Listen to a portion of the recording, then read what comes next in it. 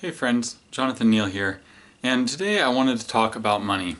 And money is one of those topics that, you got a lot of people on both sides. Some people are all about it. Some people think that it's a bad thing and all this other stuff. But there's one thing that's for sure, is that at least in the way that society is currently structured, an individual needs some level of money just to survive. There's another bracket where you feel more comfortable, and as we move up, you have the ability to feel more and more comfortable and more kind of freedom in a way. So money definitely isn't everything, right? I mean, we know that there's a lot more to life than just earning money and all that stuff. I mean, there's relationships and there's other things, but a lot of these things are enabled and enhanced by our capacity to earn and by the resources we have and the free time that we have because of those resources. So one of the common things I see is I see a lot of people that are often complaining on Facebook, on social media, or in person about how they don't have enough money and they can't make ends meet, and it's invariably tied to something about the way that society or government or business or their boss, it's invariably tied to their circumstances as being the reason why.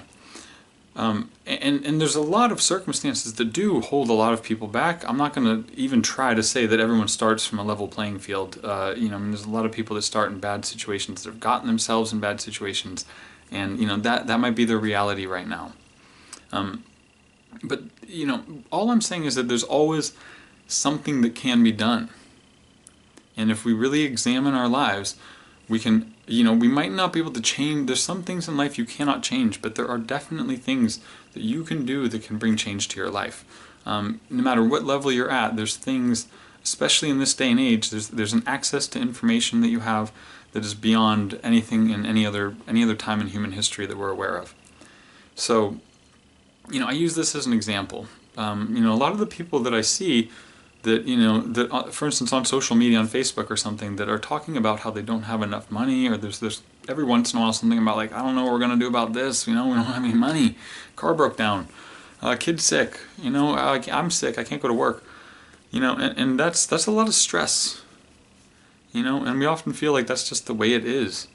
But those same people I notice are often on Facebook. They talk about their favorite TV shows. They talk about binge watching on their Netflix or their Hulu or whatever.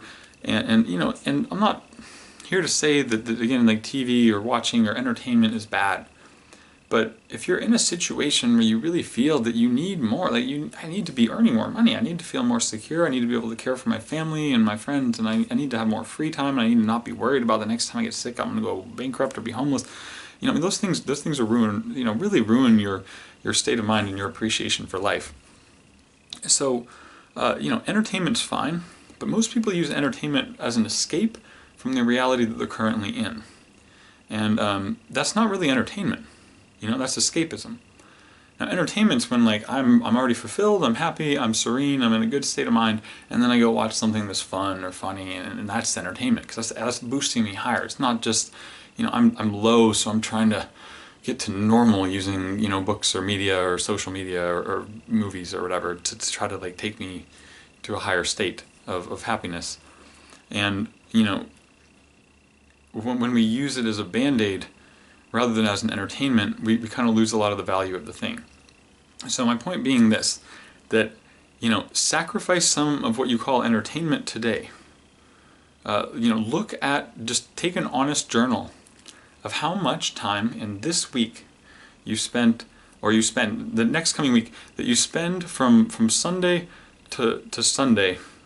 How many hours have you spent watching television, reading fiction books, books that aren't, some books are going to take you forward and other ones are just entertainment, and that's fine again, but just, notice how much are you reading entertainment books, how much are you watching television and movies, how much social media time do you have, how much time are you spending on entertainment, and just total that up.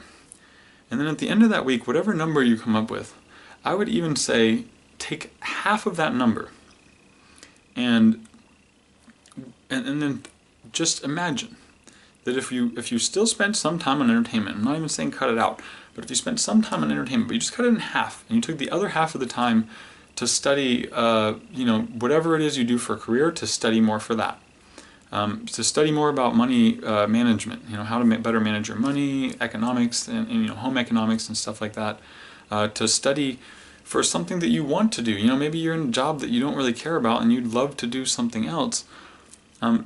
Just think. So, if I watch between all the different forms of entertainment, books and media and social media, if I say I spend, 14 hours a week, 2 hours a day between all those things, which I think is a kind of a low estimate for a lot of people. That's one movie a day or a little while scrolling Facebook. It goes by fast.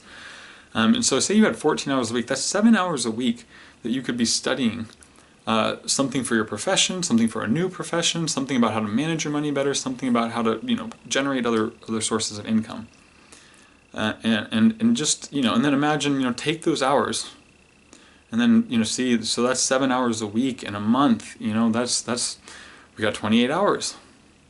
In a year, you got 12 times 20. You get huge numbers of hours that you could potentially be using to get you further. And what that'll do is that all these things, all the knowledge that you gain and all the understanding and all these things will lead you higher in life, to higher levels of income and happiness, and just because knowledge does this for us.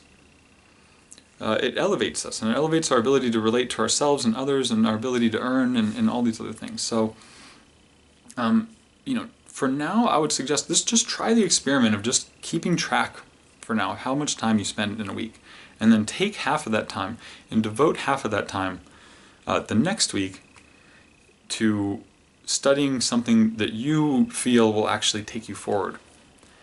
And what you'll find is that if you do that on a consistent basis, you'll actually start to move forward, and you'll actually start to earn more money, and then you'll have the relaxation and the time and the resources to be able to really enjoy the entertainment instead of just using it as a band-aid or using it as something to cover up the sadness of not being where you want to be. So, my suggestion, put in the work now. Do the stuff now so that you can get to that level where you can actually enjoy life without the back of the mind thought about, what am I going to do tomorrow? Rent's due, or what if something happened? So again, invest your time in yourself, and you'll see huge dividends, especially in your own education and learning. I hope this is, I hope to some degree that you can take this in, and I know this is kind of a personal subject, and it might be kind of new to a lot of people, but to me it's very important, and something that has changed my life, from going to places where I really had not enough and no idea of how I was going to get in any competence at all. But I just started studying a lot in the free time instead of and I still spent time in entertainment. I'm not a perfect at this whole thing, but I noticed that the less time I spent on covering up, and the more time I spent on actually gaining momentum, not only did I get further, but when you actually start to feel momentum towards your goal, that feels better than any television show or any entertainment. So just try it out. Give yourself a week of doing what you normally do. Record honestly how much time you've spent on entertainment in general, any kind of entertainment that is not directly enriching your moving forward. And then the next week, see if you can spend half that time, 7 out of 14 or 5 out of 10 or whatever. Spend half that time enriching yourself in a way that'll take you forward, studying finance or economics or whatever you want actually to do, So, again, I hope this has been really helpful for you. I hope you really just take some time to digest this and think about it in an earnest way, and to really allow yourself to make some real changes in your actions, and that is, I guarantee, a surefire way to see changes in your circumstances. So again, if you have any questions or comments or anything like that, just go ahead and leave them down there. If you like the video, then go ahead and like the video. If you really like it, and if you think this is, if you like what I'm putting down here, so to speak, feel free to subscribe. I'd love to share this stuff. This is stuff that's been shared with me, and I feel it's my honor and my duty to share it with others. So I hope you have a great day or night wherever you are. Really remember to enjoy your life from a deep level. And thanks again.